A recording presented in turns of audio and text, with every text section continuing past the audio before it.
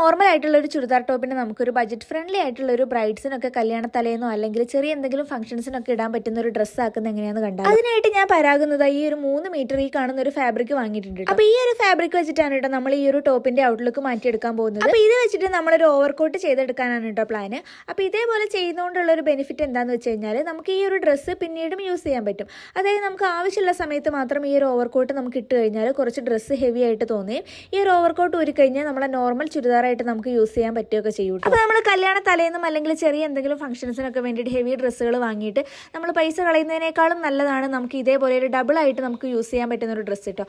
അതായത് ഈ കാണുന്ന ഈ ഒരു നോർമൽ ടോപ്പിന്റെ മുകളിലേക്കാണ് നമ്മൾ സ്റ്റിച്ച് ചെയ്ത് വെച്ചിരിക്കുന്ന ഈ ഒരു ഓവർകോട്ട് ഇട്ടത് കേട്ടോ. അപ്പോൾ ഈ ഒരു ഓവർകോട്ട് ഇട്ടപ്പോൾ തന്നെ ഈ ഒരു ഡ്രസ്സിന്റെ ലുക്ക് മൊത്തത്തിൽ മാറിയിട്ടുണ്ട്. അപ്പോൾ ഈ ഒരു ഓവർകോട്ട് ചെയ്തിരിക്കുന്നത് നമ്മളൊരു ഫുൾ ലെങ്തിലാണ്. ഇതിന് പാകിസ്ഥാനി സ്ലീവ്സ് ആണ് കേട്ടോ വന്നിട്ടുള്ളത്. അപ്പോൾ നമ്മൾ ഫ്രണ്ടിൽ ഇതേപോലെ ഒരു ഓപ്പൺ കൊടുത്തിട്ടുണ്ട്. അതായത് നമ്മൾ നെക്കിലുള്ള ഒരു ഡിസൈനും കൂടെ പുറത്തേക്ക് വിസിബിൾ ആയിട്ട് കാണാൻ വേണ്ടിയിട്ടാണ് കേട്ടോ നമ്മൾ ഫ്രണ്ടിൽ അതേപോലെ ഒരു ഓപ്പൺ കൊടുത്തത്. അപ്പോൾ ഇതിന്റെ അടിവശത്ത് ഇതേപോലത്തെ വർക്കാണ് കേട്ടോ വരുന്നത്. അപ്പോൾ ഈ ഒരു 3 പീസ് ചുരിദാറിന്റെ മുകളിൽ ഈ ഒരു ഓവർകോട്ട് ഇട്ടപ്പോൾ ഉള്ള ഒരു ലുക്കാണ് കേട്ടോ ഇത്. അപ്പോൾ ഈ ഒരു ഓവർകോട്ടിന്റെ ഫുൾ സ്റ്റിച്ചിങ് വീഡിയോ ഞാൻ എൻ്റെ യൂട്യൂബ് ചാനലിൽ അപ്ലോഡ് ചെയ്തിട്ടുണ്ട്.